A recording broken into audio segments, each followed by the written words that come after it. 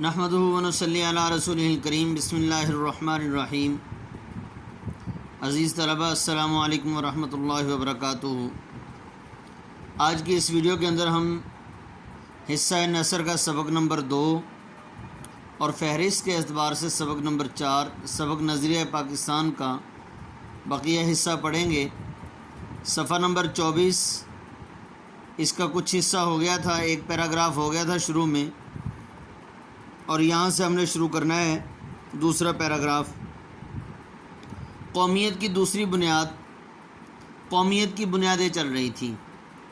ایک وہ بنیاد جو مغربی مفکرین نے رکھی، اور دوسری وہ بنیاد جو اسلام نے یعنی پیارے حبیب حضرت محمد صلی اللہ علیہ وسلم نے رکھی۔ مغربی مفکرین نے کس پر بنیاد رکھی اس کا تذکرہ ہو گیا تھا۔ اب رسول مقبول صلی اللہ علیہ وسلم نے قومیت کی بنیاد کس پر رکھی اس کا تذکرہ آگے چل رہا ہے۔ قومیت کی دوسری بنیاد وہ ہے جو رسول مقبول صلی اللہ علیہ وسلم نے ملت اسلامیہ کی تشکیل کرتے وقت قائم فرمائی، اور جو مغرب کے تصور قومیت سے جدا ہے۔ جیسا کہ علامہ اقبال نے بھی فرمایا ہے، اپنی ملت پر قیاس اقوام مغرب سے نہ کر، خاص ہے ترکیب میں قوم رسول ہاشمی۔ ان کی جمعیت کا ہے ملک و نسب پر انحصار، قوت مذہب سے مستحکم ہے جمعیت تیری۔ مطلب یہ ہے کہ اپنی ملت کو مغرب کی اقوام کی طرح، مغرب کی قوموں کی طرح نہ قیاس کر، ان کی طرح نہ بنا، اس لیے کہ جو تیری قوم ہے وہ رسول اللہ صلی اللہ علیہ وسلم، رسول ہاشمی صلی اللہ علیہ وسلم کے بنائے ہوئے طریقے اور ترکیب کے مطابق قوم تصور ہوگی۔ جو غیروں کا طریقہ ہے، جو مغربی مفکرین کا، جو انگریزوں کا، غیر مسلموں کا طریقہ ہے، ان طریقوں کی بنیاد پر قومیت کی بنیاد نہیں تصور کی جائے گی۔ کیوں؟ اس لیے کہ وہ کہتے ہیں کہ ملک اور نسب، ان دونوں میں سے کوئی ایک چیز یا کوئی ایک قسم کے لوگ متحد ہو جائیں، ملک والے لوگ متحد ہو جائیں، تب بھی قوم بن جائے گی، تب بھی جمعیت بن جائے گی، جماعت بن جائے گی۔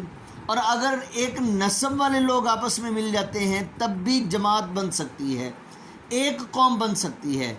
جبکہ اسلام یہ کہتا ہے کہ اسلام مذہب کی بنیاد پر، یعنی مذہب کی قوت کو جمعیت کی قوت مستحکم بناتا ہے۔ یعنی جمعیت جو ہے وہ تب ہی بنے گی جب ایک ہی مذہب کے لوگ آپس میں متحد ہوں گے۔ اس طرح سے وہ کسی دوسرے کو نقصان نہیں پہنچا سکتے۔ مسلمانوں کی قومیت ایک نظریاتی قومیت ہے جو لا الہ الا اللہ پر قائم ہے، یعنی یہ کہ نسل، رنگ اور وطن کی بنیاد پر نہیں، بلکہ ایک نظریے، ایک عقیدے، ایک کلمے کی بنیاد پر وجود میں آئی ہے کہ لا الہ الا اللہ محمد الرسول اللہ پڑھنے والے ایک جھنڈے تلے جمع ہو جائیں، وہ مختلف ملکوں کے کیوں نہ ہوں، مختلف نسلوں والے کیوں نہ ہوں، مختلف قبائل والے کیوں نہ ہوں، مختلف جو ہے وہ علاقوں والے کیوں نہ ہوں۔ جب کلمہ ایک ہو گیا، وہی سب کا مرکز ہے، اس کے جھنڈے تلے جمع ہو گئے، تو یہ سب کی سب پوری دنیا کے مسلمان جہاں بھی جائیں گے یہ ایک قوم ہی تصور ہوں گے، کیونکہ ان کو ایک کلمہ، ایک عقیدہ، ایک نظریہ دے دیا گیا کہ ان کا خدا ایک، ان کا رسول ایک، ان کی کتاب ایک، ان کا مذہب ایک، مذہب کے تمام اصول ہر جگہ پر ایک ہی ہیں، چاہے دنیا کے جس کونے میں بھی یہ چلے جائیں۔ اور اس نظریاتی پہلو کو نمایاں کرنے کے لیے اسے ملت کہا گیا ہے۔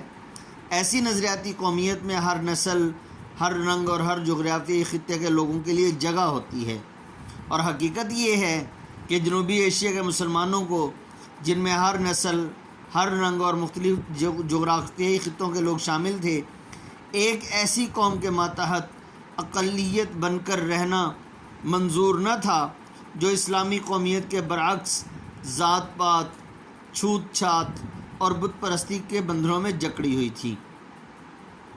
مطلب یہ ہے کہ جیسے ہندوؤں کے اندر ہوتا ہے کہ جو اونچی ذات کے لوگ ہیں صرف ان کو جو ہے ان کو فوقیت حاصل ہوتی ہے، جو نیچی ذات کے لوگ ہوتے ہیں ان کو کوئی بھی آدمی آگے نہیں آنے دیتا۔ مثال کے طور پر ایک ہی صف میں کھڑے ہو گئے محمود و ایاز، نہ کوئی بندہ رہا نہ کوئی بندہ نواز۔ اب اسی نماز کی مثال کو ہی دیکھ لیں، اب بادشاہ ہے یا فقیر ہے، اچھے کپڑے پہننے والا ہے، 10,000 کا سوٹ پہننے والا ہے، یا 200 300 500 والا سوٹ پہننے والا ہے، پرانا سوٹ پہننے والا ہے، پہلی صف میں وہ بندہ کھڑا ہوگا جو کہ پہلے آئے گا۔ اگر 5 سے 10,000 والا سوٹ پہننے والا بندہ اگر وہ آخر میں آیا ہے تو اس کو جگہ آخر میں ہی ملے گی، وہ نماز پڑھنے کے لیے صفوں کو چیرتے ہوئے اس کو آگے آنے کی اسلام قطعاً اجازت نہیں دیتا۔ تو لیکن ہندوؤں کے ہاں کیا عقیدہ تھا؟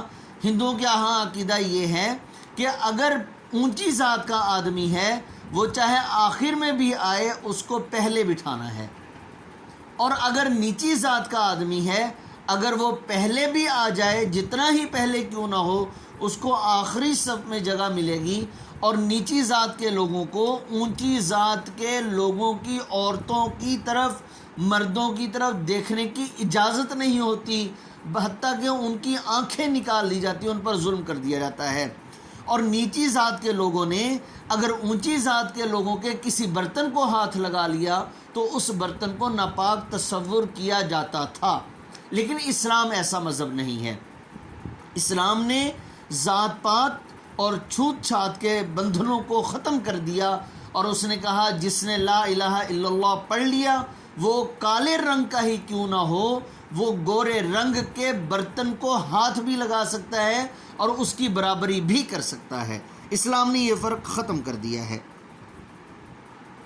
چنانچہ انہوں نے اپنی جداگانہ قومیت یعنی اسلامی قومیت کی بنیاد پر اپنے لیے ایک جدا وطن کا مطالبہ کیا، جس میں وہ اپنے عقیدے، اپنی نظریہ زندگی، اپنے طرز معاشرت کے مطابق زندگی بسر کر سکیں، اور ایک مسلمان کی حیثیت سے دور جدید کے چیلنج کا مقابلہ کر کے اپنے مستقبل کو سنوار سکیں۔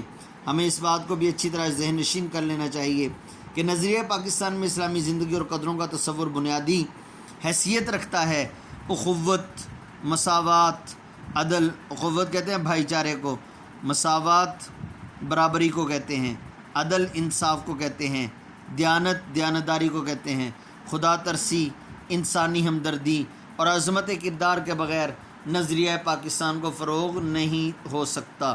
یعنی یہ تمام صفات اگر موجود ہوں گی تو پاکستان کے نظریے کو فروغ ملے گا، لوگ زیادہ سے زیادہ اس نظریے کے تحت اس پرچم تلے آنے کی کوشش کریں گے۔ نظریہ پاکستان کا مقصد محض ایک حکومت قائم کرنا نہیں تھا، محض صرف، کیونکہ مسلمانوں کی حکومتیں ایشیا اور افریقہ میں پہلے سے موجود تھیں۔ نظریہ پاکستان کا مقصد اسلامی اصولوں کی ترویج و اشاعت اور اہل عالم کے لیے مثالی مملکت کا نمونہ فراہم کرنا ہے۔ مثالی مملکت کا نمونہ کہ پوری دنیا کے سامنے یہ بتایا جا سکے کہ ایک مملکت ایسی ہے جہاں پر مسلمان ہر قسم کی آزادی سے بالاتر ہو کر ہر طرح سے اپنے مذہب کے اعتبار سے اپنے فرائض اور اپنے مذہب کے اعتبار سے اپنے مذہب کے مطابق زندگی گزار سکتے ہیں اور عبادات کو سر انجام دے سکتے ہیں۔ پاکستان قائم کرنے کا فیصلہ ہندوؤں کو بہت ناگوار گزرا، برا لگا۔ انہوں نے پوری کوشش کی کہ یہ مملکت قائم نہ ہونے پائے۔ ان کے پاس دولت اور طاقت تھی، جنوبی ایشیا میں ان کی اکثریت تھی، لیکن چونکہ قیام پاکستان کا مطالبہ حق اور انصاف پر مبنی تھا، اس لیے حکومت برطانیہ کو مجبور ہونا پڑا، اور قائد اعظم محمد علی جناح کی پرخلوص قیادت، مسلمانوں کی یقین، اتحاد اور عمل پیہم کے وجہ سے 14 اگست 1947 کو پاکستان معرض وجود میں آ گیا۔ پاکستان نے اپنے قیام سے اب تک بڑی ترقی کی ہے اور اس کا شمار دنیا کے اہم ملکوں میں ہوتا ہے۔ اگر ہم یہ چاہتے ہیں کہ پاکستان اور زیادہ ترقی کرے اور ہمیشہ ترقی کرے تو ہمیں نظریہ پاکستان کو ہر وقت پیش نظر رکھنا پڑے گا، پیش نظر کے سامنے۔ اس کی بدولت ہم پاکستان کو زیادہ مستحکم اور شاندار بنا سکتے ہیں، مستحکم، مضبوط۔ نظریہ پاکستان کا مقصد پاکستان کو ایک اسلامی اور فلاحی مملکت بنانا ہے، فلاحی کامیاب. ہمیں ایسا کوئی قدم نہیں اٹھانا چاہیے جس کی وجہ سے خدا اور اس کے رسول صلی اللہ علیہ وسلم کے سامنے شرمندہ ہونا پڑے. ہمارا جینا اور مرنا پاکستان کے لیے ہونا چاہیے. قومی مفاد کے سامنے ذاتی مفاد کو دل سے نکال دینا چاہیے. ہر قسم کی گروہ بندی سے بالاتر ہو کر آزاد ہو کر اس سے نکل کر تمام پاکستانیوں کی فلاح و بہبود کی کوشش کرنا، نظریہ پاکستان کو فروغ دینا ہے. اگر ہم نے نظریہ پاکستان کو پیش نظر رکھا اور اپنی سیرت اور کردار کو اس کے مطابق ڈھالنے کی کوشش کی تو دنیا کی دوسری قوموں میں بھی ہمیں امتیاز حاصل ہوگا، اور ہمیں اسلامی اصولوں کی روشنی میں پاکستان کو توانا، مستحکم، شاندار اور پرعظمت بنانے میں پوری طرح کامیاب ہوں گے انشاءاللہ. تو عزیز طلبہ، ہمارا یہ سبق ختم ہوا، اس کی ریڈنگ ختم ہوئی. اس کا خلاصہ یاد کرنا ہے اور جو مشکل الفاظ کے معنی بتائے ہیں وہ یاد کرنے ہیں. اب ہمارے لیے ایک پیغام ہے جو کہ میرے لیے بھی ہے اور آپ کے لیے بھی ہے. ہم نے یہ سوچنا ہے کہ آپ میں سے اگر کوئی آدمی کسی بڑے عہدے پر بیٹھ جاتا ہے، اس وقت ہم نے یہ سوچنا ہے کہ ہم نے پاکستان کی عظمت اور اپنے پیارے وطن کی سرخروئی کے لیے اور اپنے پیارے وطن کو کامیاب کرنے کے لیے اور اس کی زیادہ سے زیادہ عزت بنانے کے لیے ہم نے کام کرنا ہے. اگر میں یہ سوچوں کہ میرے اکیلے بننے سے کیا ہوگا، تو ہمیں یہ سوچ رکھنی چاہیے کہ پیغمبر خدا صلی اللہ علیہ وسلم وہ دنیا کے اندر اسلام کا پرچم لہرانے کے لیے اکیلے تھے. اگر ہم یہ کہیں کہ وہ تو نبی تھے، ان کے ساتھ تو اللہ کی مدد شامل حال تھی، تو ہمیں یہ سوچنا چاہیے کہ حضرت عمر بن خطاب رضی اللہ تعالیٰ عنہ یہ اکیلے تھے. جب اسلام نہیں لائے تو اسلام لانے سے پہلے اسلام کے پکے دشمن تھے، لیکن جب اس ایک مرد مجاہد نے اپنے آپ کو تبدیل کیا اور اکیلا ننگی تلوار لے کر خانہ کعبہ کے اندر آیا، حرم میں آیا اور آ کر کہنے لگا، یعنی حضرت عمر بن خطاب رضی اللہ تعالیٰ عنہ کہنے لگے کہ کون ہے جو اپنی بیویوں کو بیوہ کروائے، اپنے بچوں کو یتیم کروائے، آئے اور عمر بن خطاب کا مقابلہ کرے. آج کے بعد اسلام کی تبلیغ کھلے عام ہوگی. اب اس ایک بندے نے اپنے آپ کو تبدیل کیا تو آہستہ آہستہ صحابہ اکرام اور زیادہ بنتے گئے. مطلب یہ کہ لوگ مسلمان ہونا شروع ہو گئے. تو اگر میں اکیلا اگر یہ سوچ لوں کہ میں نے اچھا بننا ہے، میری وجہ سے میرے گھر والے اچھے بنیں گے، میرے گھر والوں کی وجہ سے میرا محلہ اچھا بنے گا، میرے محلے کی وجہ سے میری کالونی اچھی بنے گی، میری کالونی کی وجہ سے میری سوسائٹی اچھی بنے گی، شہر اچھا بنے گا، ملک اچھا بنے گا. ملک جب ہمارا اچھا ہوگا تو اب ایک کی تبدیلی سے کتنی تبدیلیاں پیدا ہوئیں. تو ہمیں اس طرح سے کام کرنا ہے. اور اسلام کا جو درس ہے اور اسلام کی حقانیت ہے وہ بھی اسی طرح پھیلتی ہے کہ ایک سے کام شروع ہوتا ہے اور ہزاروں، لاکھوں، کروڑوں تک کام جاتا ہے. اللہ پاک ہمیں عمل کرنے کی توفیق عطا فرمائے. السلام علیکم ورحمۃ اللہ وبرکاتہ.